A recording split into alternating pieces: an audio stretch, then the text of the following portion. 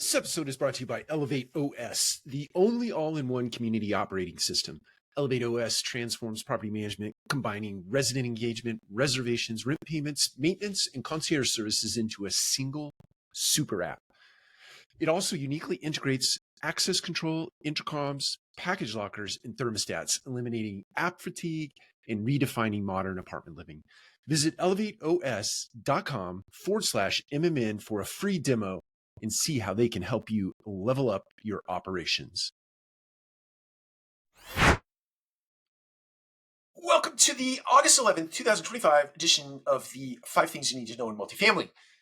First thing I want to share came from my friends over at Vistage. If you don't know what Vistage is, search it on the internet. It's a fantastic leadership organization. They shared a quote that I thought was profound and awesome. Be thankful for problems. If they were less difficult, someone else with less ability would have your job. It brings to mind also James 1:2 in the Bible, count all your struggles as joy, in that everything that you embrace that is very difficult in nature helps build who you are as a person, helps build your character, helps build your resourcefulness. So embrace it. The second thing I want to share today is that this comes from the best ever commercial real estate newsletter. If you don't subscribe to that newsletter, I highly recommend you do. They share all kinds of interesting information. But the thing that caught my eye was President Trump signing in executive order this past week, directing federal agencies to expand 401k investment options to include private equity, real estate, and cryptocurrencies. Now, I think this is interesting because there's a pile of locked up capital in 401ks all across this country that could potentially have the opportunity to go into some of these markets that you can't otherwise get into. So private equity markets or cryptocurrency markets, cryptocurrency a little bit easier than private equity or getting into private placement rather.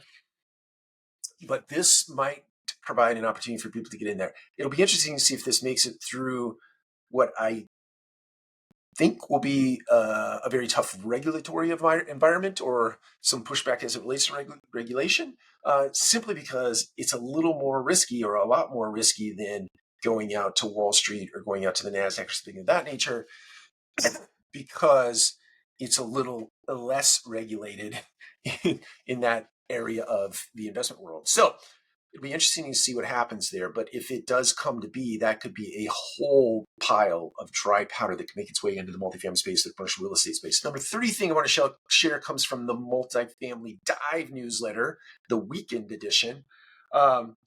They talked about fall apartment group in Dallas, a big portfolio headed to special servicing. This could be a tell. This, along with the 4th thing that I want to share, rather, that came from the Real Deal newsletter over the weekend, or actually, yeah, it came over the weekend, but I think it was a story that broke last week, and that is Elm Community selling 19 properties to Cortland. So you have properties that are going back to special servicers who are going to position the properties and sell them back out into the marketplace, very likely at a pretty healthy discount to the market, or pretty healthy discount to what that was actually purchased for at the time. And then you've got this big portfolio. Elm is actually closing up their property management companies, selling off their multifamily assets. Cortland's a big buyer. Most of those assets are located in the Northeast, but this, in my head, there might be a tell here combined with many stories leading up to this moment where the market is starting to thaw out and you're starting to see a little bit of inertia, that sort of iceberg dripping a few drips of water, turning into a little stream, turning into a little river, turning into a gushing river might be beginning. We might be in the beginning stages of that. So 5th thing I want to share comes from the Curiosity Chronicle. It's another newsletter that I subscribe to, and it's wisdom worth sharing. I'm going to read it in its quote, and that'll be it for today. The reason most people never change is because they're too distracted to who they've always been, or too attached rather to who they've always been. Change requires death, the death of old stories, old habits, old comforts, old beliefs. Reinvention starts with release. My encouragement to you today is release some things this week. My friend, take care. We'll talk again soon.